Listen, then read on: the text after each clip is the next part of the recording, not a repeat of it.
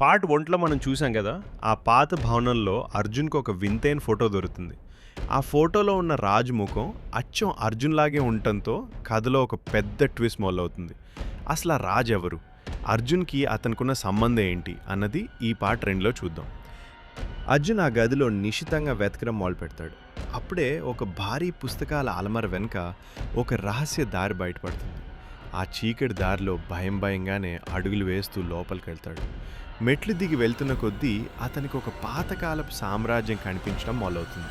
లోపల ఒక పెద్ద నేలమాలిగ, చుట్టూ విగ్రహాలు, ఎటు చూసినా బంగారం, వజ్రాలు. వాటి అన్నిటి మధ్యలో ఒక సింహాసనంపై మెరుస్తున్న ఒక అద్భుతమైన ఖడ్గం అర్జున్ దృష్టిని ఆకర్షిస్తుంది. ఆ ఖడ్గాన్ని పట్టుకోగానే ఒక వింతైన వెలుగు అర్జున్ని చుట్టుముట్టేసింది. కేవలం సెకండ్ల వ్యవధిలో అతని బట్టలు మారిపోయి అతను ఒక రాజులా కనిపిస్తాడు. సరిగ్గా అప్పుడే ఆ రహస్యాన్ని కాపాడుతున్న ఒక భయంకరమైన నీడలాంటి ఆకారం అర్జున్పై దాడి చేస్తుంది. కానీ ఇప్పుడు అర్జున్ సామాన్యుడు కాదు.